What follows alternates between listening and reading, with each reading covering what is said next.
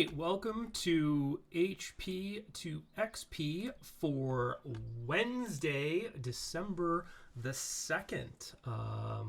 Hopefully have a pretty interesting stream going on today as we start to get into how all of this came to be. So, everybody in chat, hello, welcome. Hope we have a interesting talk for you today. Please feel free to throw comments, questions, concerns, flumps, and the rest up in chat.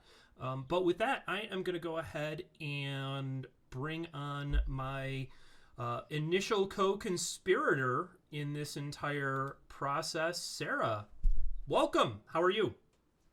Hi, everybody. Happy to be here finally. I'm the last one. Feels good, though. Feels real good. You are the last one, and for good reason. So, back in October, Sarah and I started talking about the idea of launching a live stream D&D campaign because of experiences that we had had with starting to try and do a stream before. And it was a lot of fun, and like so many new projects, it hit a wall and didn't work out.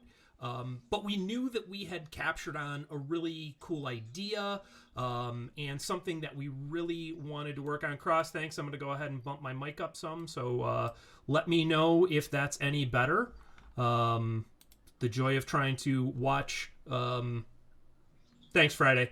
Yeah, so thanks, chat. Please do let me know if I need to adjust anybody's volume levels. So, but yeah, so Sarah and I started talking about this idea back in October of wanting to get into a new streaming process. Why did you want to do that? Oh gosh. I mean, I think for me, I listen to a lot of really successful groups. So that's Not Another D&D Podcast, Critical Role. And who wouldn't want to be a part of something like that? You know, I think you need to surround yourself with the kind of people that you want to be a part of in a group. So that's pretty much what we did, you know, sending out all the interviews, having a very, you know, heavy vetting process. And we couldn't have ended up with better people, honestly. You guys are all wonderful. I agree. I definitely think that we've put together a pretty amazing team, and I think it's nice that folks have gotten a chance to see that team over the course of the last few weeks as we've started doing these cast interviews. How did you find D&D to begin with? Actually, I'm pretty sure all of them follow us. So Elizabeth, Carter, Tristan, Matt, and Alex. Hi guys, my original D&D group from when I worked at Target. We were all backroom team members / floor members. And we kind of just fell into it because Carter has been a lifelong DM. And my first ever character was a druid. I was pretty much asked, well, do I want to have a pet or be a pet? And I chose to be a pet. So that was that was how that started for me. Yeah, it was completely out of the blue, and that group pretty much just ended because I moved. So Gotcha. as all in-person groups eventually end somewhat. People who don't, you're very lucky. Yeah, it's real life gets in the way of D&D for a lot of folks.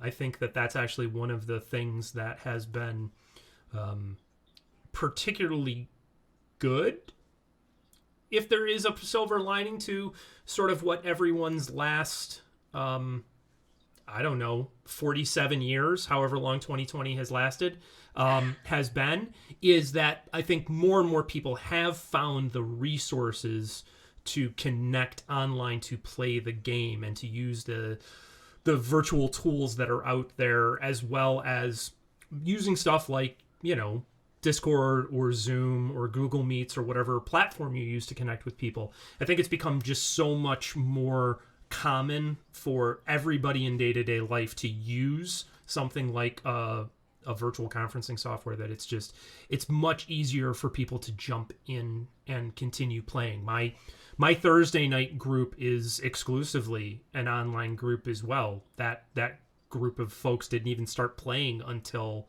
lockdown and COVID kind of started. You know, we talked about it for months about getting that group together, and everybody had something else to do. and then nobody had anything else to do, so we started playing. Yeah. So how long have you been playing then? I mean, I think that would end up being 2015. Okay. So 5 years officially. Before I had a group, though, I mean, I've been listening to podcasts and things for way longer than that. Sure. But still, I am still the baby of the group. So I probably don't have as much experience as everybody else, but I definitely have the heart, if that helps. I actually think you have more playtime than some folks.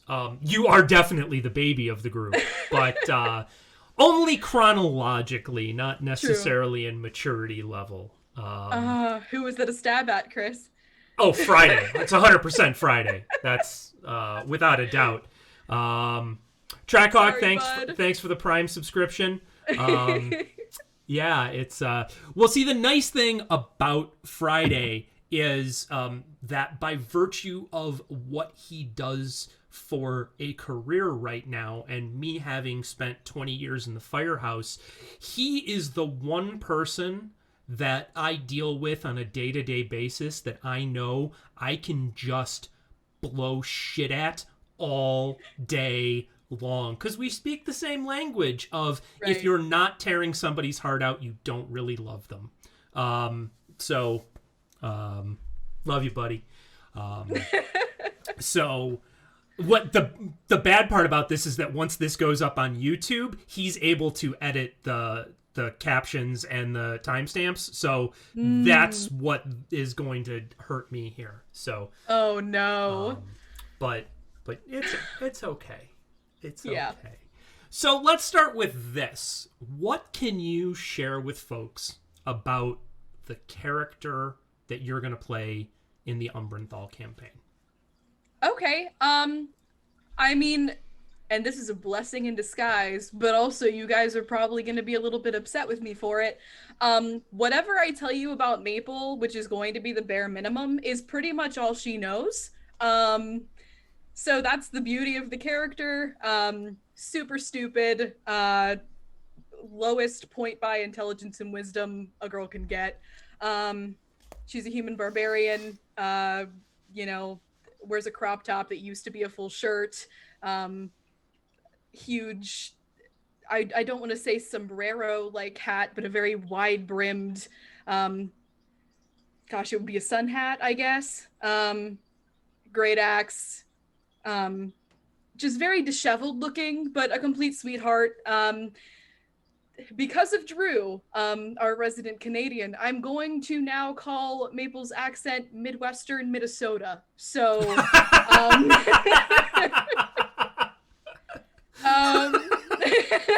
just to be safe. Love you, Drew. Both for great axe or great axe. So yeah, she can't read, I'll tell you that. Just super lovable, very against the grain barbarian. She will insult you without meaning to, because she's not good at it. So that's pretty much what I can tell you up until now. Sure. Yeah, I'm definitely looking forward. This is a very unique place to be in as a DM, I think, in having someone who is playing a character that knows so little about their own character's backstory that it's glorious. It's absolutely wonderful. That's my gift to you in this whole thing, Chris. I appreciate that. You owe me. I appreciate that. Mur1567, thank you so much. 5 months in advance. That's amazing. Thanks, Ken. You're the best. So I cannot wait. Like, I am so giddy. I don't know when I am going to get to release the real Maple backstory to the universe, but I can't wait. I have been working on that from the moment you sent me what your ideas were for that character. Yeah. I have been like, oh, this is gonna be so much fun. I cannot wait. Which of course everybody now knows that of course Maple is the big bad evil, and is Oh, actually out yeah. to wreck the entire universe. So Awesome. Okay. that's, Yeah. and I mean obviously I'm saying it here, so that has to be true. That has to be the case, right? Um, so no, I can't wait though. I cannot wait to see how that all plays out. Well, I'm equally as excited, so that should be good. So you mentioned a really what I think is a cool fact about Maple and the way you've developed her, from when I met her in our previous campaign to now, Yeah. and that's Maple can't read. So I'm wondering, we talked about this before. Are we still going to try and on our Saturday streams get to the point where we have different characters in the party teaching Maple how to read and finding kids books for Maple, like B is for beholder and C is for cleric, to teach Maple the alphabet and how to read? I think it's a good idea. I actually I may know a non party member cleric that may be up for jumping in on that as well. Oh, really? Yeah, Okay. yeah. Hmm. What do you say? You up for that at some point? I am all for role playing that. I have already, going off of the Maple Can't Read, made some little Easter eggy ideas with Jake for YouTube. Cool. So that should be fun. Yeah, that's what I'm rolling with. That's her. I don't want to say that not being able to read is her entire character, but it's an awful big chunk. It really is. It's definitely not her entire character, but what I do think that it is a, I think it's an incredibly unique character choice in Dungeons and Dragons. You know, I don't know that I've ever played in a game where somebody else played an illiterate character. Like the assumption is just sort of that you have the ability to kind of gain knowledge through study, and Yeah. Maple gains knowledge through experience, which I think is super interesting. Yeah, so I'm looking forward to seeing how that plays out. I mean, I think that the one example that most of us can call to mind of a character like that would be Grog from the first campaign of Critical Role, as being, you know, I'm not so good with letters and numbers. Yeah. And I like playing characters that border on that, but I've never played one that legitimately was illiterate. So I'm definitely looking forward to seeing how that plays out. Well, I'm excited to challenge myself too, because my mom is a lifelong English teacher with a master's degree. So Okay. I have to unlearn a whole lot Sure. to be able to play her correctly. So Sure. that's pretty good too. I never like playing. I mean, Maple is adjacent to me in many ways, but it's definitely gonna push my limits there. So that's what I'm excited about. So Cool. What's something that you as a player are particularly okay, looking forward to as we get ready to jump into this, right? So after you and I finish up tonight, I am having the first non-streamed session with some of the players.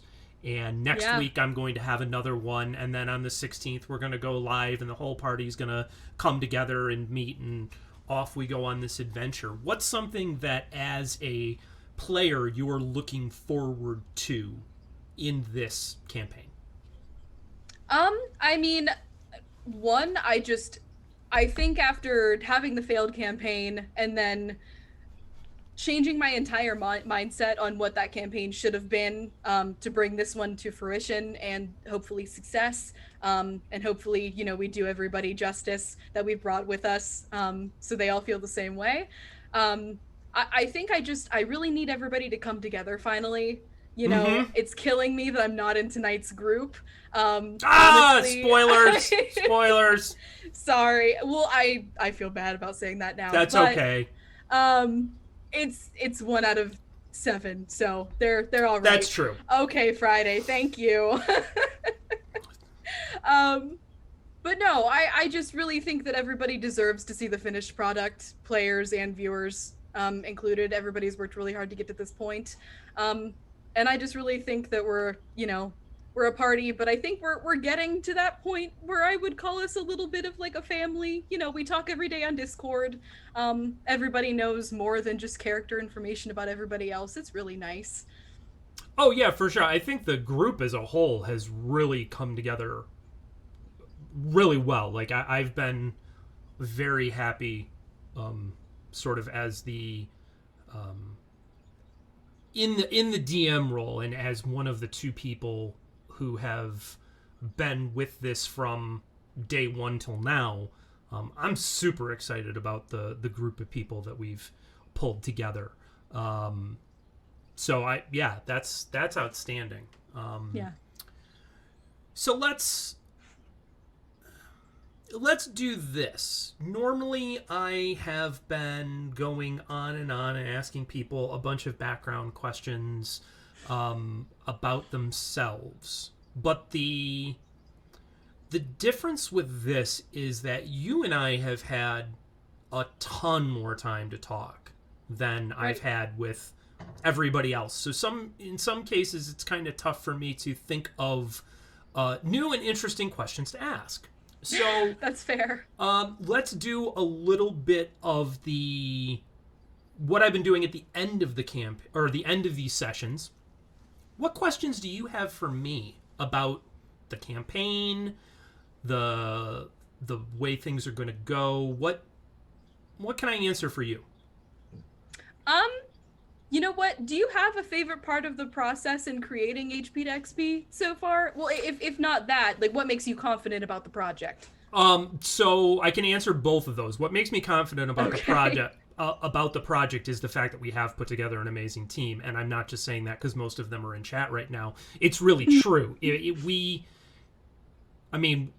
were choosy, right? Like we got a substantial number of people who threw their hat in the ring to participate in this, and I think that we have done an amazing job of not only finding a great group of people to be players at the campaign table as part of the party, but something that folks have not had the opportunity to see is the awesome work that's going on behind the scenes, with Cross, who's doing most of our producing and a lot of the development of our promos and a bunch of our a bunch of the setups. I mean, this entire Twitch setup that we're on now is all Cross's artwork. It's absolutely phenomenal, and his effort there has been great. He's doing a great job with helping folks that want to build out ideas for their characters and develop their RP. He's helping on that end. He's a tremendous resource. We've also brought great artists in. Melmo Plays, who's on Twitch. Mel did our sub badges, our emotes. She does phenomenal work. Mac, who has done our character art, which I cannot wait for people to see, is just absolutely amazing. We've put together a great team, and that's where, to me, that's where success comes from with something like this, is finding the right people and putting them in the right place.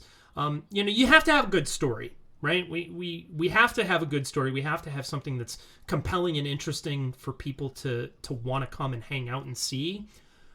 But that only happens if there's good people involved, if there's good players, if they're, it's... I've said it before, I'll say it again. Dungeons & Dragons, to me, is a collaborative storytelling game. It's not a DM being a storyteller and everybody else just kind of going along for the ride. That's not it. It's everybody's got a seat at the table in turning that out. That said, my favorite part of the process so far...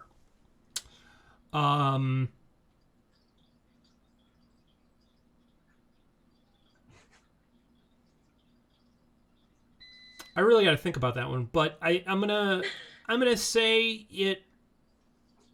So far, it has probably been inviting people to the campaign table. the opportunity to say to people who had put their effort forward, yeah, we absolutely want to work with you. That was really nice. There obviously, I mean, again, there were a lot of people who threw their hat in the ring. There were a lot of people that ultimately I had to disappoint, right? We made these decisions collectively, and then as a bigger team, as more people got involved on the back end of development. But ultimately, I was the one making a phone call and saying, "Hey, I'm sorry." That's never fun. So the obverse is true. Being able to tell people, "Hey, you're awesome. I want to work with you." That's always rewarding. So that's been the best part so far. Outside of the project, and I'm just going to jump ahead and answer a question that you didn't ask. But outside of the project, starting to see how the world is coming together as the players have developed their backstories, come up with ideas, and then seeing this world that I sort of had a 50,000 foot view of begin to populate at a progressively lower and lower, like a more granular level. That's been super exciting. Yeah. I'm going to flip it around. What about for you? What has been both the best and the most difficult part of this process for you since we started it back in October? Okay. I mean, I will start with the best just because that's what's been on my mind hearing you kind of, rave about the project.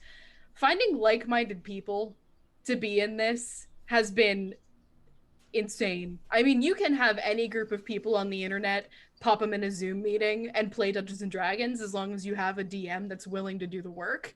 But finding people who were willing to fill out 10 questions, most of them in paragraph form, 2 interviews, followed by either that yes or no phone call, people waiting multiple weeks for that phone call, and even the people we said no to, we have a community server on Discord that people were more than happy to join, even with a no. So I think that says something about the integrity of everybody in this project and the people in the community. People want to be involved with us whether or not, so they're in the group. So I think that says something about what we've created, and that's really satisfying. Because I think that's what I was afraid of. I can want to play Dungeons and Dragons all I want, but do other people want to play it the same way I do? Sure. Or Yeah. as I do. You're in a group where you're a murder hobo. Yeah. Right? We've all been there. But I think it's important that everybody has brought their own spin on characters in here too. Even with Tasha's, I'm sure you were getting absolute fill on Discord with people just slamming you with ideas, which is incredible.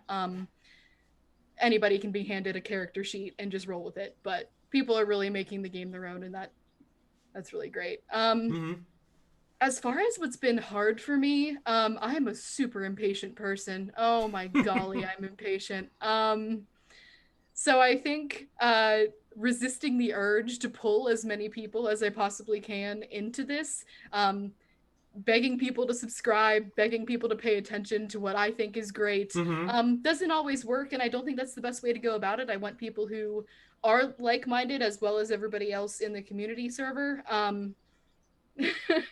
to find us organically, because I think that people who are interested in things will find us that way. So yeah, but impatience, that's at the top of my list, and I'm embarrassed to say so, but I will. So okay, that's reasonable. I mean, I think that like so many things, self-awareness comes first. So right. Know those things, and you're good. Well, Friday, you want to know more spoilers? Tell us something you want to know. We'll see if we get to it. And chat, if you have questions for Sarah or for me, I suppose, this is a little bit less of an interview and a little bit more of just Sarah and I gabbing more than anything else. So does Maple have a name for her axe? Maple does not have a name for her axe. Maple doesn't really understand that things can have names. Maple has never had a pet. Maple's only known a handful of people in her life. So I think that naming inanimate objects, considering the town she came from, never crossed her mind, because having an inanimate object as precious as that axe is probably unheard of for her anyway. So this is all very new. I shouldn't be looking at the chat right now. How hairy are Maple's arms? That's See, I was just gonna ignore that one. I go with the I go with a style of addressing things where if you just ignore the thing that you don't want to give attention to, you lessen the chances of it happening again. Which is why I don't talk to Friday all that often. I'm just kind of Friday trying to cut down on participation there. But Alta would like to know how thick her thighs are. They're beefy. All right, outstanding. Yeah, watermelon crushers. Those guys they get the job done. Yeah, that's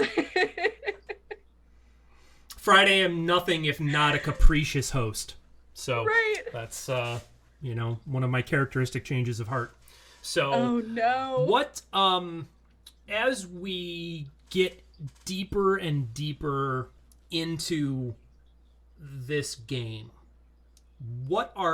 and I know obviously we're just on the cusp of starting it, but as we get going and start rolling, what are you looking forward to as far as beyond sort of that session 0, session 1 play of this kind of that fire being lit and things starting to go?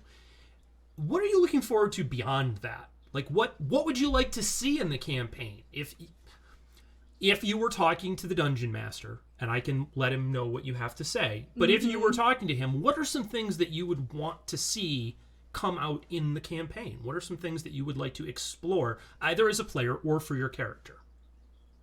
I mean, I will tell you... You know what? I will tell you one other thing. Maple does not understand magic. I mean, that's pretty common with barbarians. It's not that she doesn't know what magic is, but whatever she has seen, she does not comprehend whatsoever. So I think I really want to see kind of what my limit is with that. What kind of magic Maple would even have a chance at understanding just based off of the scenario and who's willing to explain things to her. I mean, also in that regard, with Maple not being able to read, I mean, obviously, the players who get to know Maple first, she will probably ask them, well, if they're out to dinner, if you could read the menu for me, and they'll be probably very confused, but that kind of a thing. I'm also looking forward to seeing how Maple reacts to non-humans, because her whole town was human. I'm just realizing that's actually a question. Okay, I was just going to ask. Good. Wow, you just led right into that really well. Outstanding. I'm going to let you take over the interviews going forward. But yeah, so she, like I said, she's only known a little bit of people. So, who I would say Maple already knows because of backstory going off of what I have talked about with Chris, and Chris has talked about with other folks. Maple will get along with everybody, but still she's probably going to be very confused about how certain people came to exist. And she'll be too afraid to ask. So, other than that, I really just want to push myself because I am playing somebody who is at an IQ that I have never explored before. I've been doing a lot of research on different words that Maple might use incorrectly. Just kind of a common mistakes and slip-ups chart for myself. So we'll see how well I can play that without metagaming. So sure.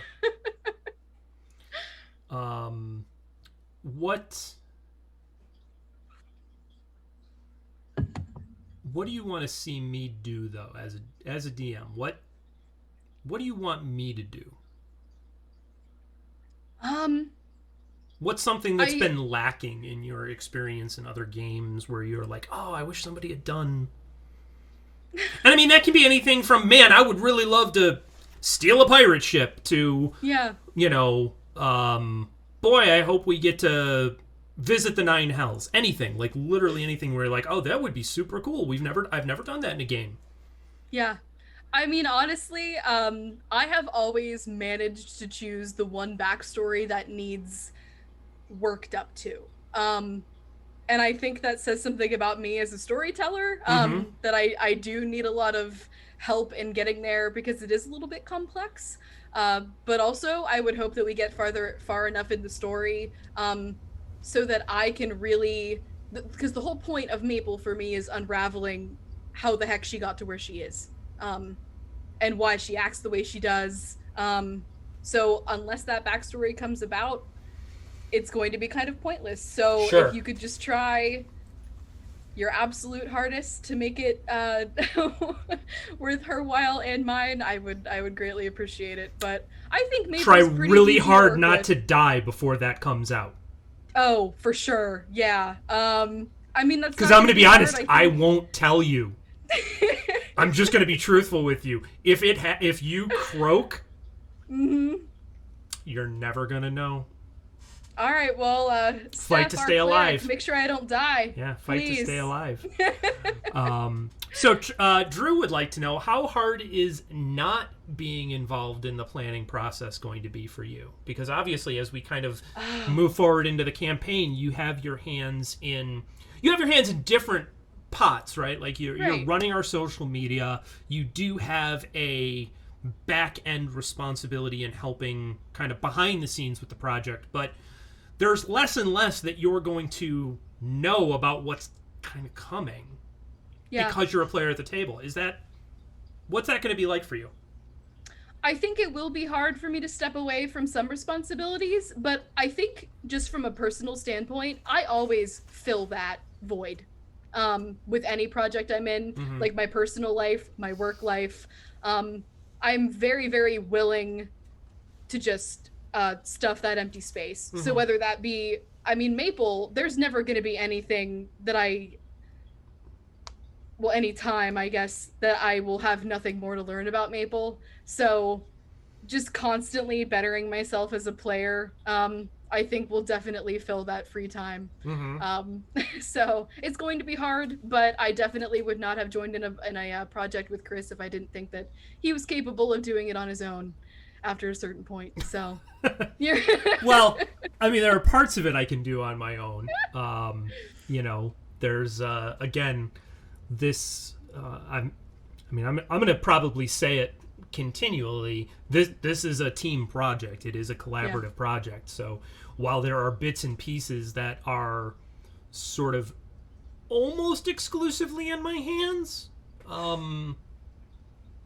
not entirely. I mean, I certainly am reaching out to folks for ideas and suggestions and thoughts. So Friday would like to know if Maple is loyal to any deities. A follow-up to that question would be, does Maple know any deities? Maple does not directly know the names of any deities, but that is a part of her backstory, is she is searching for a higher power, so she thinks. That's all I can say. So she thinks. That's how I have to end every single sentence with Maple, because I have told Chris Maple's backstory, and Chris said, okay, maybe. So that's... Yes, I believe exactly what I said is, that is what Maple believes. Right. Yep. Exactly. That's how Maple understands it. So yeah. Kimber would like to see Eldritch Evils, so we'll see. Maybe. I probably won't pull Cthulhu in only because he's napping and has his own space, and I don't, never wake a sleeping elder god. But, you never know what we might find. What are some of your best experiences playing D&D? I mean, we accidentally took down a tarrasque at level 3 that we weren't supposed to find until level 12 in my first campaign. And that was just because we had a super, super nice DM. Most of us were dead by the end, but one would think. Well, yeah, but conveniently there was a cleric living pretty much right next door to the field we were fighting in. So thank you for that. But also, and I know you had talked to Steph about this a little bit, and their experience with play by post Mm-hmm. campaigns. So I do a lot on Rollgate. Okay. I run campaigns on Rollgate. I play campaigns on Rollgate. It's a very different way of playing though, and I think especially with the pandemic, people have been turning to play by post because it's easy. Um, Describe Rollgate for people who aren't familiar with it. I oh mean, yeah, I obviously, mean I it's know all about it, but there's probably somebody out there who's never heard of it before and might want some information so that they could ask a question. Yeah, I mean it's pretty much just an online forum kind of. I wouldn't say it's like D&D Beyond where you can just post anything anywhere. Okay. But you can definitely go on and there are games that you can request to be a part of. Most of the DMs will just have a code that you can reach out to them through Discord for. Okay. And then it's play by post, so they'll tell you either low, medium, or high expectation for how many times a day you should be posting. Um, and you just kind of run the story that way. So it's not live. Mm-hmm. It's very much like texting. You Sure. can think about what you're going to say before you do it, which in a way I think takes away a little bit from the game for me because I do consider that metagaming. Sure. Because you're not really forced to be your character when you can think for 2 hours about what you want to say when Sure. everybody else is online. Um, but also I think there's a beauty in it because you can really make something that people want to read. It's almost like novel writing. Mm-hmm. So, yeah, you can check yourself with every single thing you say. So, I have a couple of our stories saved for sure. I mean, it's been a great writing experience for me. It's fun. Are you, do you consider yourself a writer? Do you strive to write fiction or RPG stuff or anything like that? Or is it just something that's a side effect of doing this? I mean, I don't mean to brag, but for the statewide writing test we had to do, I tested out of fiction writing in 5th grade. So, Okay. There you I go. never had to write another story again in my until I was 18. So, that was good. I don't really consider myself a writer. I don't do it as a hobby unless I am playing D&D, but Okay. it is fun. Like Mm-hmm. I said, my mom's an English teacher, so I got that from somewhere. Sure. Um but yeah, it's interesting to see where I can put my skills. Mm-hmm. What, are you much of a consumer of fantasy fiction, film, anything like that? Yeah, I have a Hedwig tattoo that takes up this whole part of my arm. So yeah, I guess you could say I'm a little bit into fantasy. Okay. What have you read recently that you thought was just really great fantasy fiction? This is gonna I mean, I definitely love young adult fantasy books just because I can read them in an hour, and it satisfies that interesting story for me. So I would highly recommend anybody who's a Hunger Games fan, now that the Hunger Games is like Dunzo, the Mm-hmm. Matched series. It's pretty good, very, very quick read as an adult. But yeah, that it's just something that makes you think. It's a little bit different, Mm-hmm. takes your mind off of everything going on outside the house right now. Sure. Um, Ferry, I need to thank you for all of the gift subs. So, Alta is a subscriber now. Robust Proponent, Kimber, Eisen Cruz, Thurl. Everybody say thanks to Ferry for the gift subs. We certainly appreciate it. So, I think that's going to get us very close to unlocking our next emote as well. So that's pretty exciting.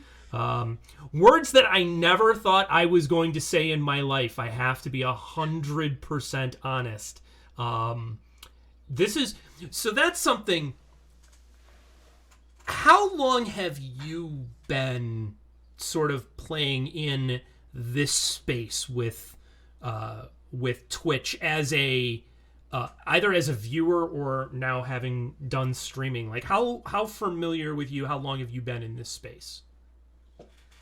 I mean, I first was introduced to streaming with Markiplier. I love watching scary things. I just Okay. can't play them myself Mm-hmm. because I am a goldfish. So it just doesn't work for me. So probably, a couple years at least. I'm more I prefer to create content than consume content, but I mean, I also do a lot of driving for my job, so Mm-hmm. I love things in podcast form Okay. and things that I can listen to. Mm-hmm. So Twitch was never really an option for me Okay. until I started having more free time a couple years ago. So Gotcha. Yeah, I'm with you. I have always been more of a creator than a consumer on some levels. Definitely yeah. on a fiction level. I have always been more of a creator than a consumer. I have always read a lot of nonfiction, um, probably Mm. more than any other area. I've read nonfiction and have read. I read fiction on and off as I find good authors, interesting authors. Um,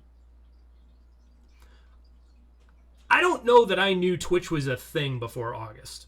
I got to be honest. So, Really? like, I'd heard the word, right? Right.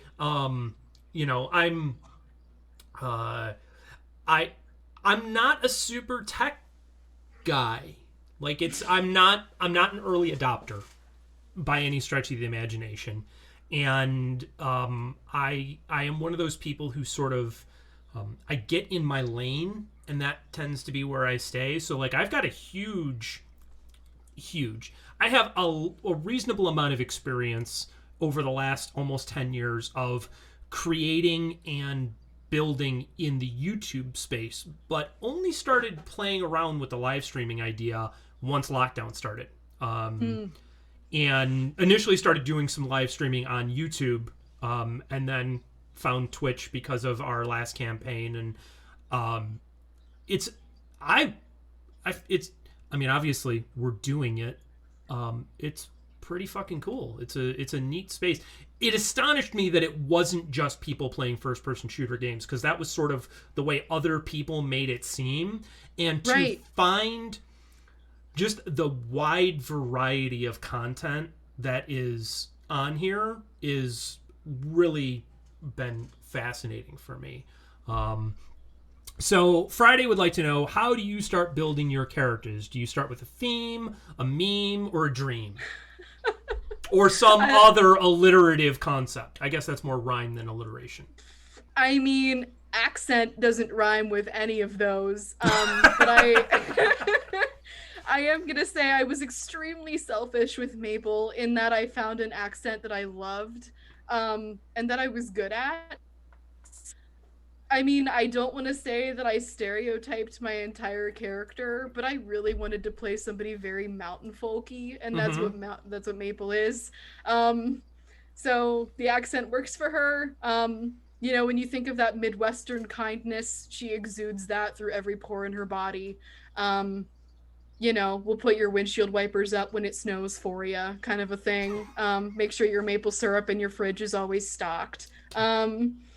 So yeah, that's what I usually start out with recently, because I think the hardest part of characters for me is accents. So once I find one, I roll with it. Okay.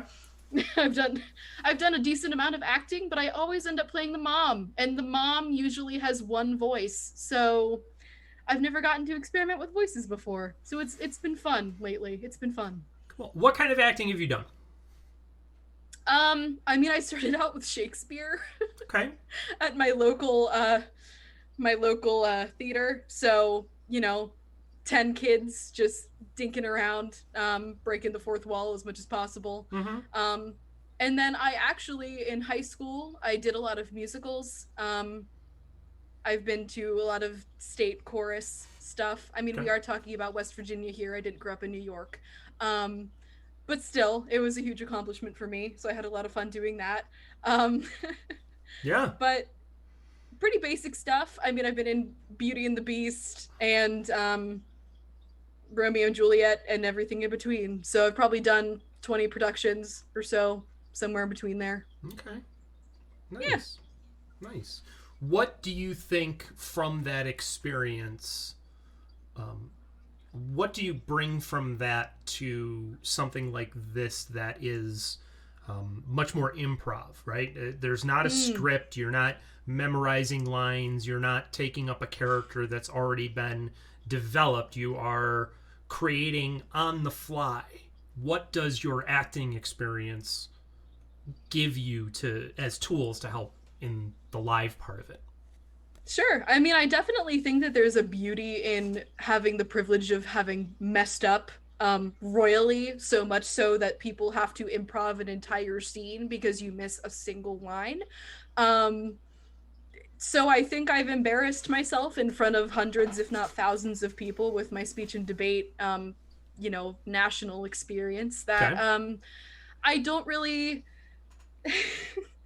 I don't have anything left to embarrass anymore, so I just have fun. Okay. Um, Ferry would like to know, what musicals have you been in? Oh, I mean, we did Beauty and the Beast as a musical. I mean, As You Like It, we added a couple songs to. Um, we did A Christmas Carol as like a musical theater production Okay. that we just recorded and put on a CD. So yeah, stuff like that. Those are my three favorites, I think. That's why I named those. Okay. All Yeah. right.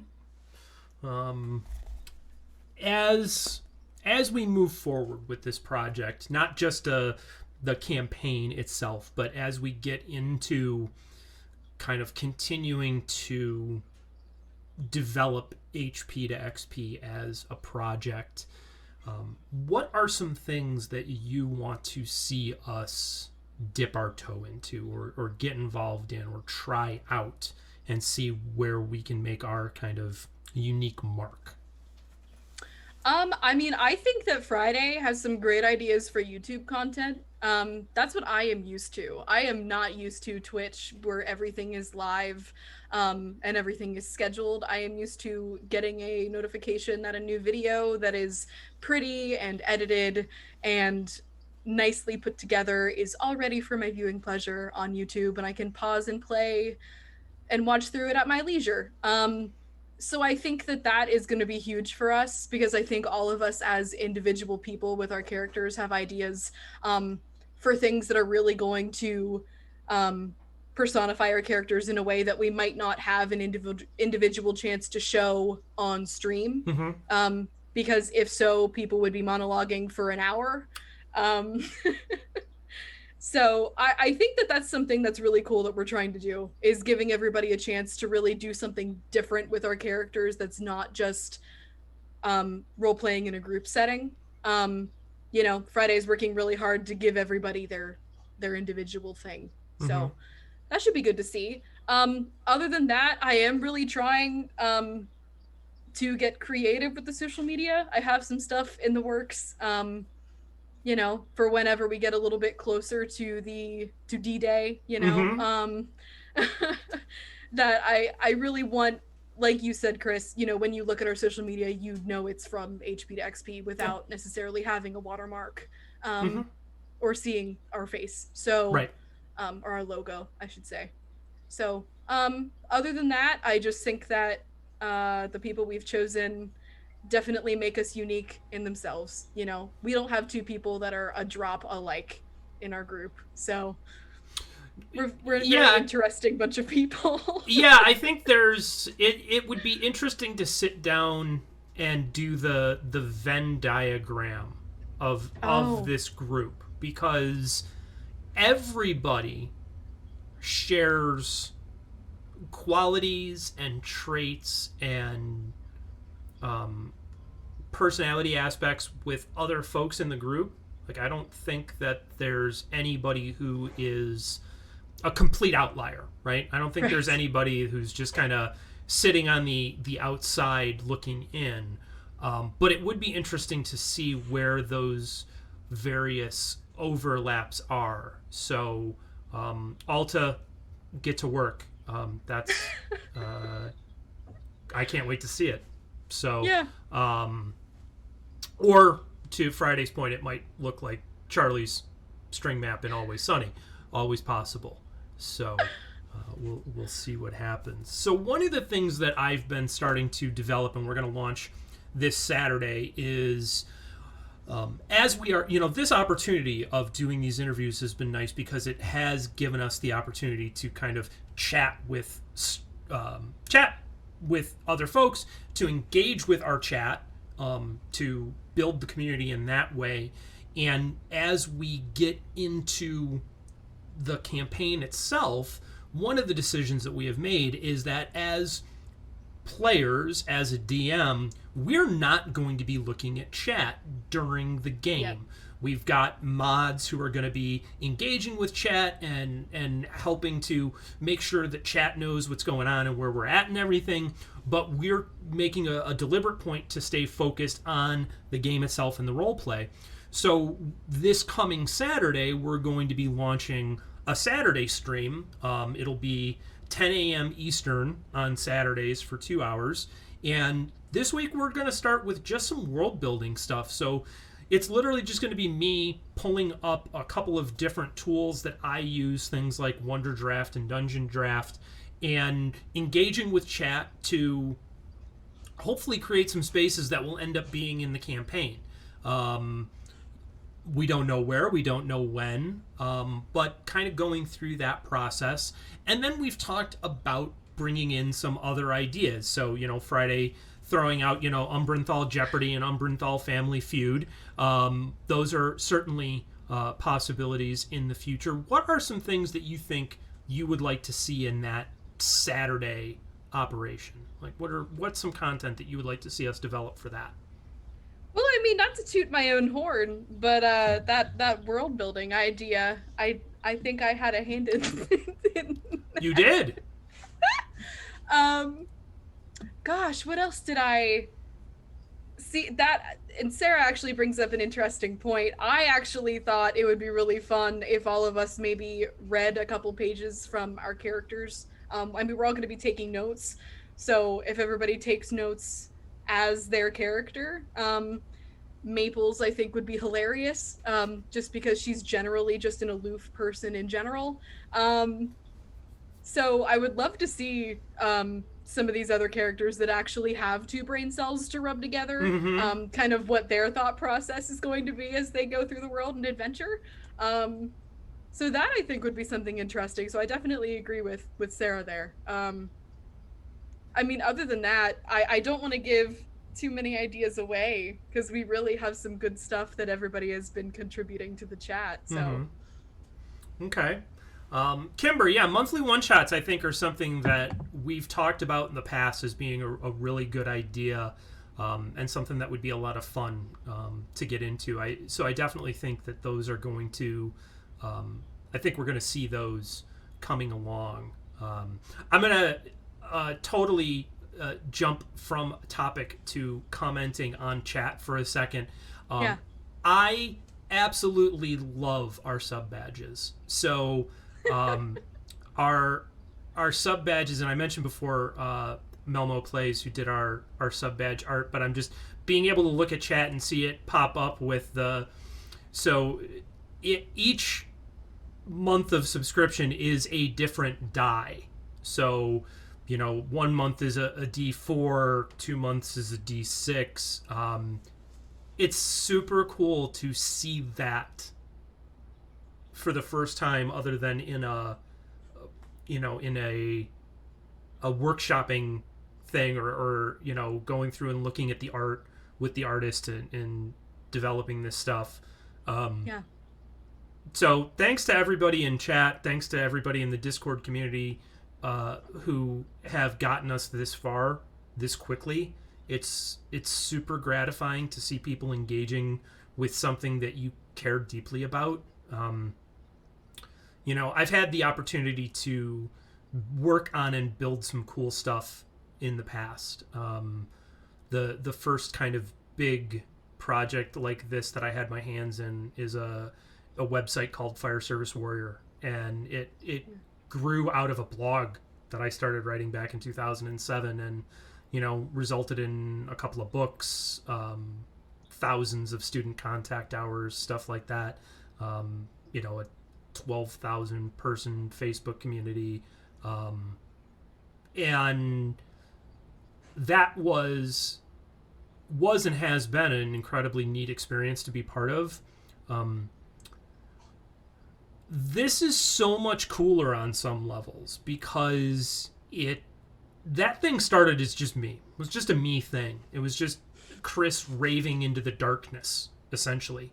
And it ended up, like any other group of misanthropes, if you stand on a corner and scream loudly enough, sooner or later somebody else comes along and goes, "Hey, you're right," and that led to a whole bunch of firefighters hanging out and doing stuff like that. This has been cultivated from the outset to be this community thing, right? To be a team-based project from a collaborative standpoint, but also about growing a community.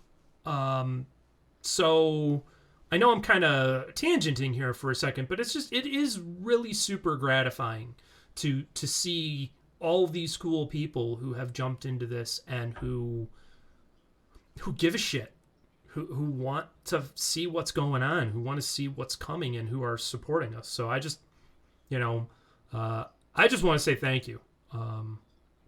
So I appreciate it. I'm looking forward to, as the months go by, seeing those other sub badges pop up and stuff like that. So it's super neat. Really cool.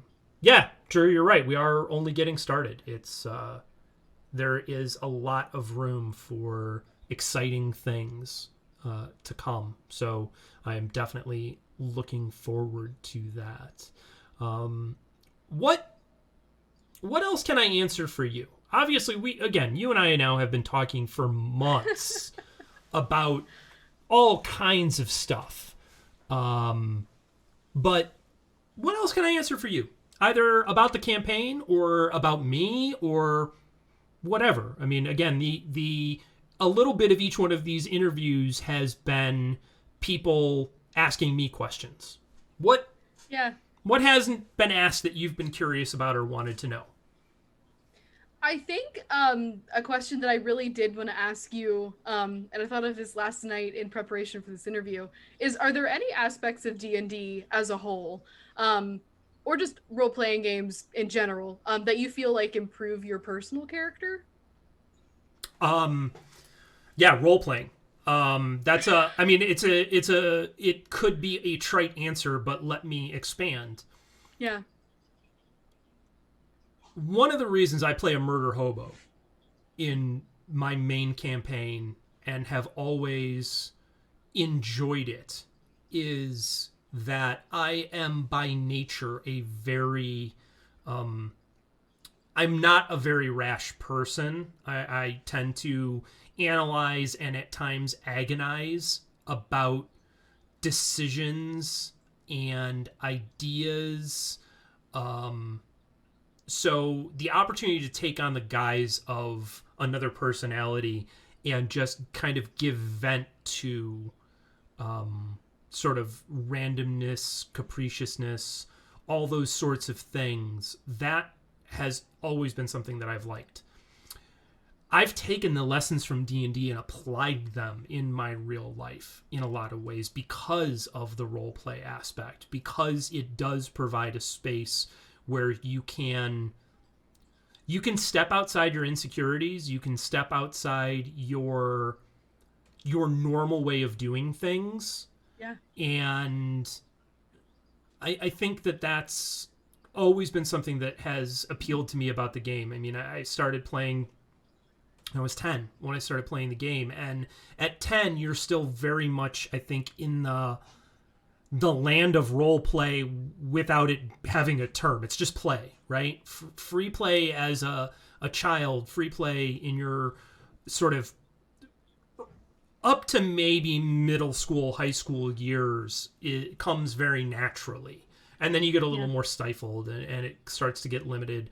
But I think that the opportunity to step outside of yourself, to step outside of the perspective that you have, to remember that your view of the world is not the view of the world, is incredibly useful in everyday life. I think it's understandable that most of us approach the world as though we are the center of the universe, because that's the visual perspective we have, right? We're visual creatures, and we wake up in the morning, we open our eyes, and our vision tells us that everything operates around us.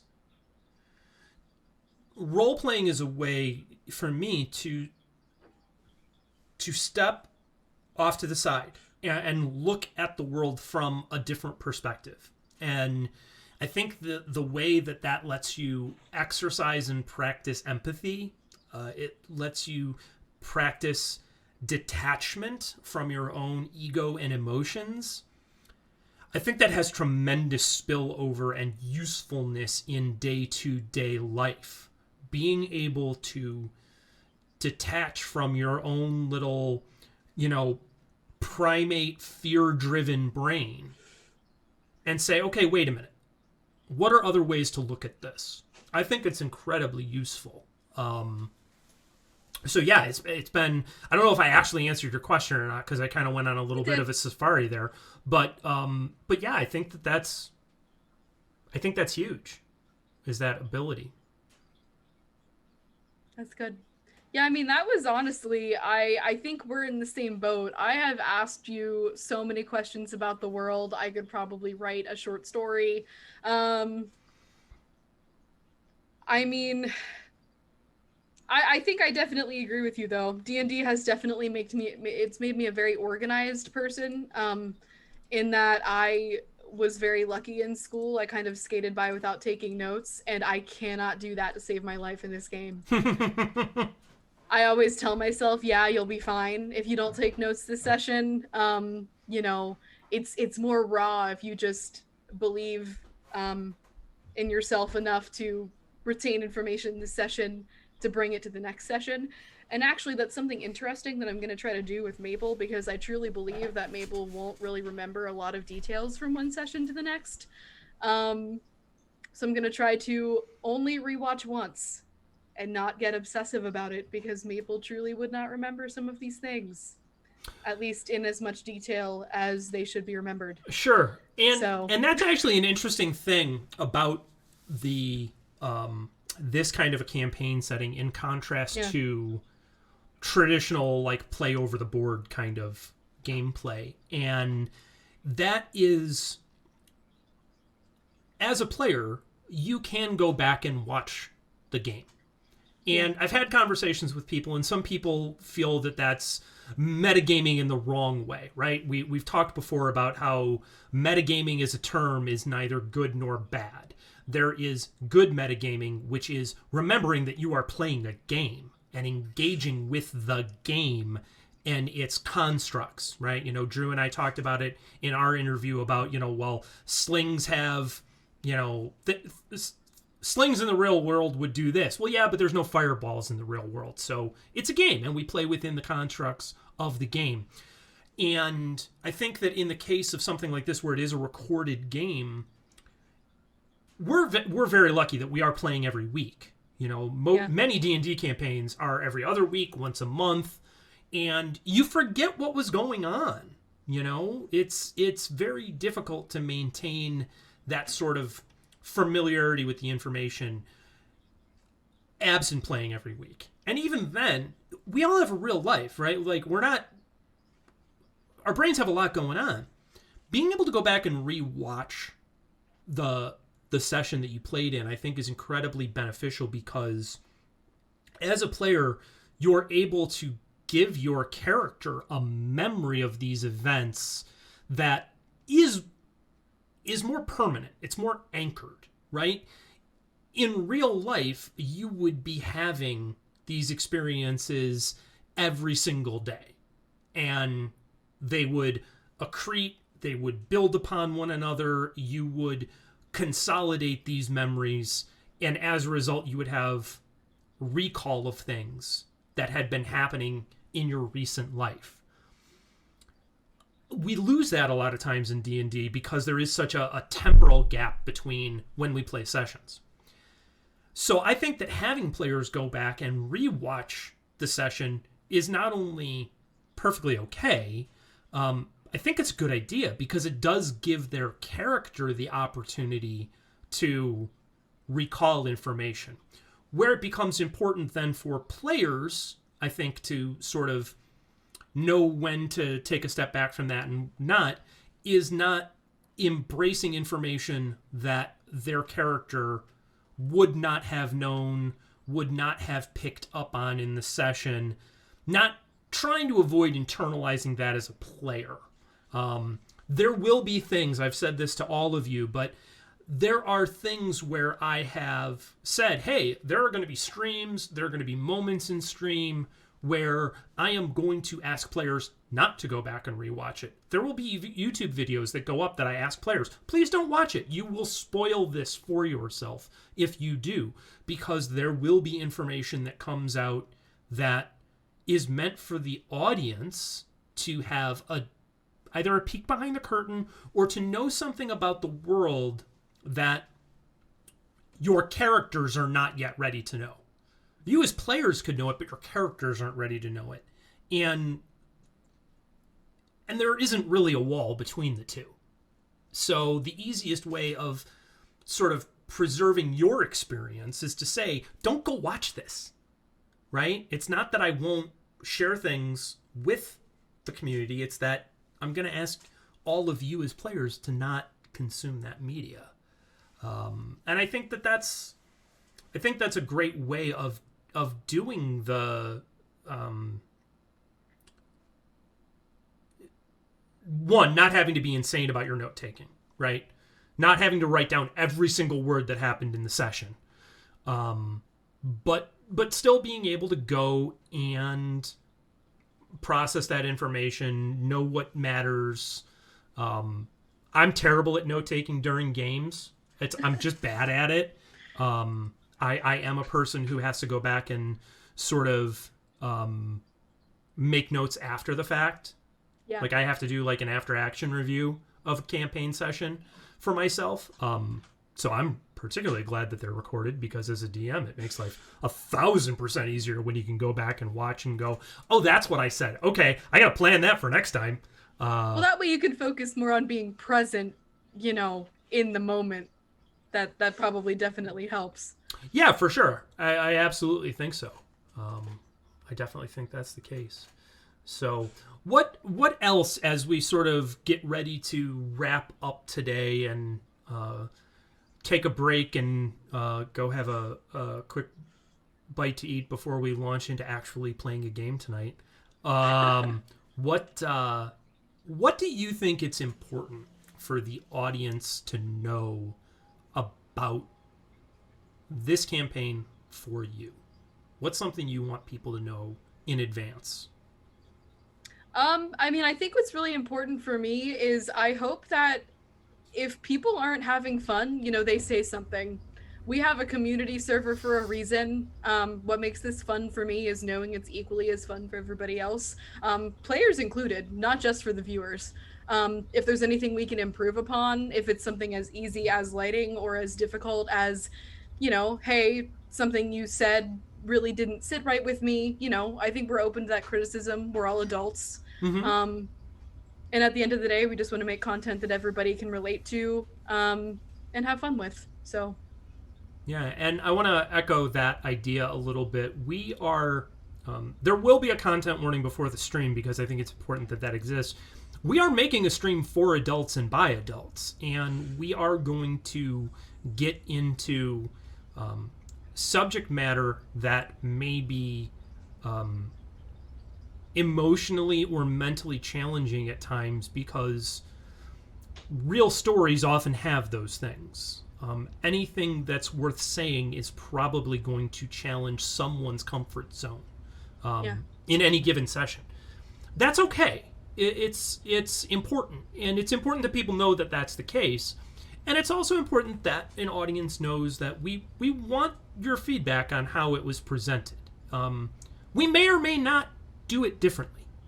Just because you said, hey, that bothered me, doesn't mean we're going to change what we do.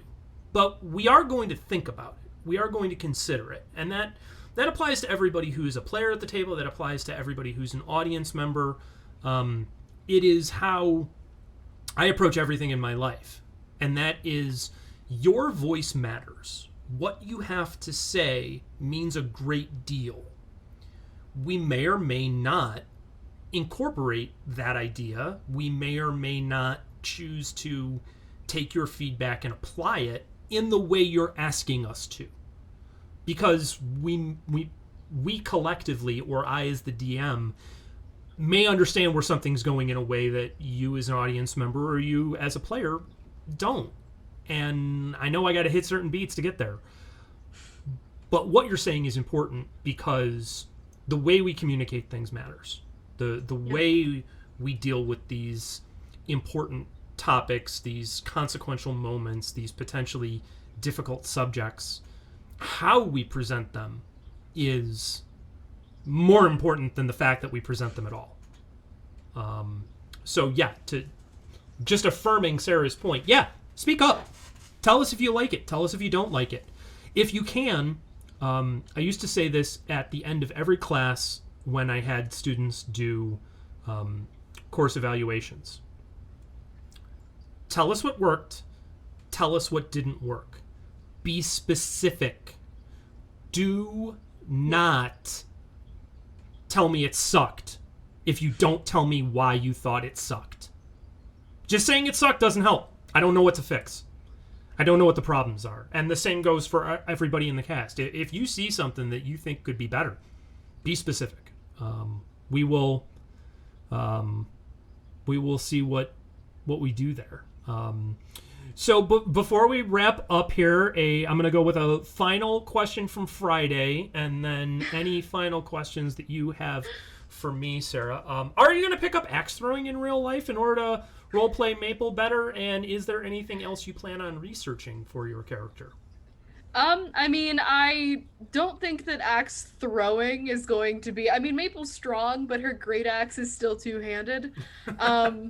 So as far as throwing it goes, I mean, she could certainly try, but I think that she knows enough to know that that probably wouldn't be super smart, since it is her only her only weapon. And then she would be kind of useless, you know, in helping her friends otherwise. But I mean, as far as other research I've been doing, I have plenty of friends who are teachers, who have lesson plans for, I don't want to say kids, but younger people. You know, I have teachers that like at the middle school level. So I think knowing what their lesson plans are, because if people are going to be teaching Maple how to read, Maple knows how to be effectively taught, and that's just for me to know. Mm-hmm.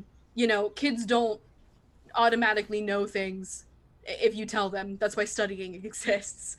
So I think kind of exploring what that means for Maple in giving her a realistic timeline for how fast she'll be able to pick up what, you know, her teammates, that's important to me. So that is something I'm researching. Yeah. Okay, cool. Any last questions for me before we wrap up?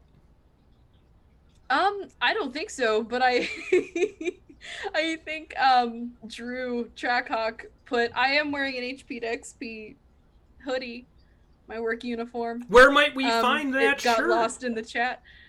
It's hp2xp.com. Oh. It's pretty easy. It's through Teespring. They turned out really nice. It's super, super fuzzy on the inside. I should not have my heat as high as it is in the house.